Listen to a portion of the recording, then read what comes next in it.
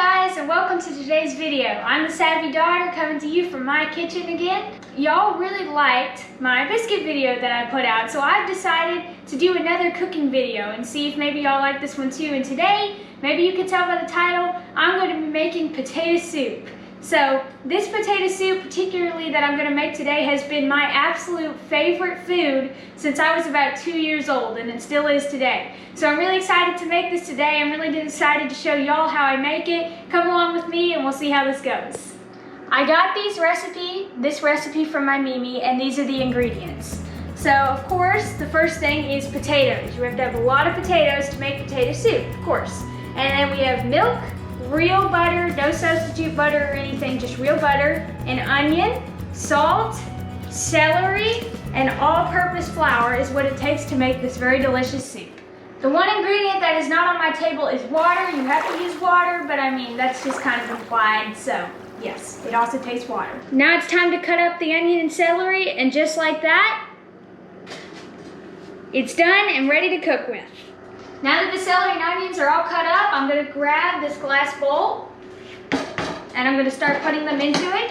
Another thing that I wanted to add and tell you guys is that the celery is optional. Like if you hate celery or you don't have celery and you want to make this and you don't want to go to the store, or I don't know, just something, if you don't want to use celery, you do not have to use celery in this recipe.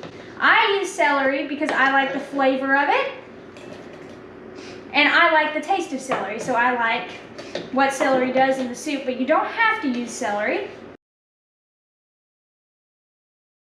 Now, the question is, can I get all this in the bowl without causing a mess? Maybe, if I just use my hand. I don't know about y'all, but I hate cutting up onions. I really hate cutting up onions. They normally make my eyes water. I don't know why, but they do. A lot. So I'm getting all this ready, attempting to not make a mess, because y'all, if I'm good at anything, I'm good at making a mess in the kitchen, seriously. Okay.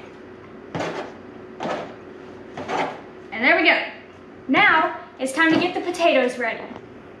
I need 4 whole cups of chopped potatoes. Now these are yellow potatoes from Idaho, apparently. They make the best of this soup according to my mom. I've only made this soup a couple times, but my mom has made this soup as long as I can remember. So she always uses these yellow potatoes from Idaho, that's what the package says, and they make the best soup.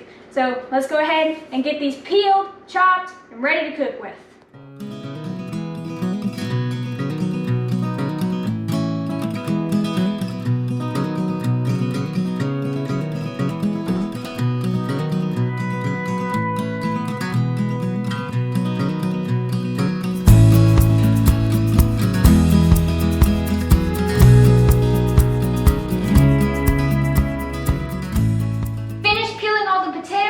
Rinsed them off. Always rinse your potatoes off before you cook them. That's just a standard rule. I think it's a really good idea. I threw the peelings in the trash, and now I'm ready to cut them up and start the soup. My favorite soup, which you can obviously tell by this video, and favorite food in general, is potato soup. But leave me a comment below and tell me what your favorite soup is, because I'd like to know, and maybe I'll even find a new recipe and make a new soup that I've never tried before. So let me know in the comments, and I love y'all. Okay guys, it's time to start getting the pot. This is the pot I'm using today. Hot, so that we can start cooking the soup. You're going to want to turn it on somewhere from medium to high. For me, on my stove, that's like 4 to 5. Now I want to tell you all about this pot because we have had this pot and my mom has made this same potato soup in this pot for as long as I can remember. So I remember when I was little, I used to love when Mama would get this pot down from the cabinet, because we keep it up in a high cabinet, because it always meant that we were going to have potato soup, because that's pretty much the only thing that we cook in this pot. So it's kind of cool that I get to use it today. Now that the pot is hot, it's time to add the butter. I add about 3 tablespoons of butter because that's what the recipe says. And I've got to swirl it around and get it all to melt before I add the onion and celery and move on to the next step. The butter completely melted, and I'm going ahead and adding the onion and celery. I'm going to let them cook until they're mushy and soft and they're browning on the edges. You can really tell when they're getting done by the way they smell. Goodness gracious, they will not stink, they smell really good, but they'll make the house smell really, really good when they're almost done. Okay guys, the onion and celery are just about cooked and done. So the next step is going to be to add flour. So that's what I'm working on right now. I'm getting flour into my tablespoon measurer. It takes 3 tablespoons of flour, and it's easy to remember how much flour it takes because it takes the same amount of flour as butter. There's 3 tablespoons of butter and 3 tablespoons of flour. So it's really easy to remember. And after I add the flour, I mix it all up. And it makes kind of the consistency of a roux, kind of like a gravy consistency, I guess you could say. And that's kind of how you want it to be. You want it to be thick. Once the flour is all stirred in and it's all good, you're going to start adding the water. And you want to start adding the water really slowly because you want to keep up with that roux consistency. So you want to add it really slowly, stir it in, and then add a little bit more really slowly. I like to call this part the steam explosion.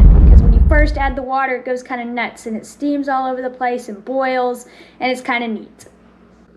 I continue to add the water in slowly, but at this point you only want to add the first 2 cups of water and not all 4, because you want to add the rest of the water after you've already put the potatoes in the soup, which will be the next step.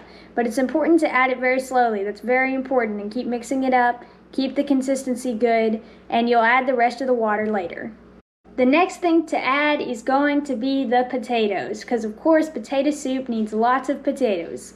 So I kind of dump the potatoes in, and I'm trying not to splash the mixture because I have added the potatoes in before and splashed the mixture onto my arm and burnt myself a little bit. So I'm a little bit wary of it now, but I get all the potatoes in there, get them all mixed up. I try to mix them up in the roux the best that I can. And then it's going to be time to add the next part of the water.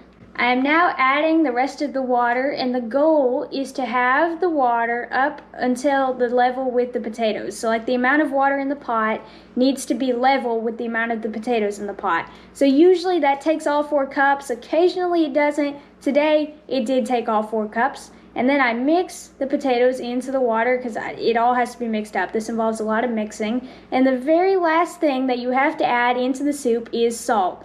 So it's an entire tablespoon of salt.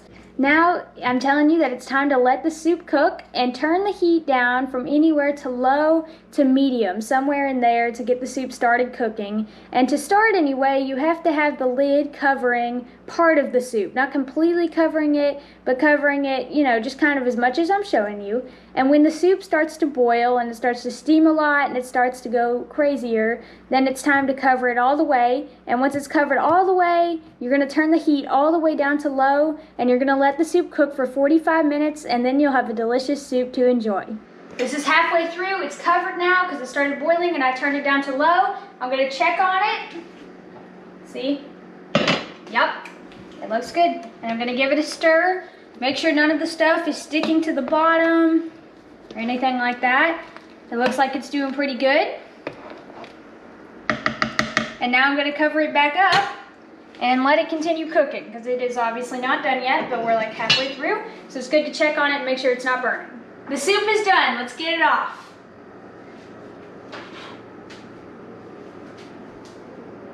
It's time to do the finishing steps. All right. Ta-da! All right, it looks really good. So first I'm gonna just stir it up, because that's just what I do. Look at that. It looks so good. Okay, now the final thing that we have to add here at the end is milk. The recipe, which I will have in the description box below, the recipe says to add 1 cup to 1.5 cups of milk. But I like my soup thick and creamy, so I add about 3/4 cup of milk. It's nothing exact, and if you want more, it's more like thin and soupy, then you should add a little more milk, more like the recipe says, more towards 1 cup or 1.5 cups. But I add about 3/4, and I take my spoon, stir it up really good. Okay, and then the final step is to take our potato masher. I always thought this tool was funny. It looks really funny. And mash down some. Now, truthfully, I'm not completely certain what this does. I think it gets the potatoes more mushy, you would say, but I do not do it very many times because, like I said, I like the soup full of big chunks and creamy and good. So I don't mash very much. But again, if you want yours thinner and soupier, then mash more. But I don't mash very much. I mean, honestly, that's probably, yeah, it's about done. That's about it. And now you have a very delicious pot of soup. It is crazy hot. It's really hot, but it's done. And I can't wait to eat it. So what I do is I like to top it with some cheese and some bacon bits, because that's just what I like, but you can top it with whatever you want, or you can not put any toppings on it, whatever you want to do. Either way, it's still super good. Now, I don't really need to taste test this because I know what it's gonna taste like, but I'm gonna eat it anyway.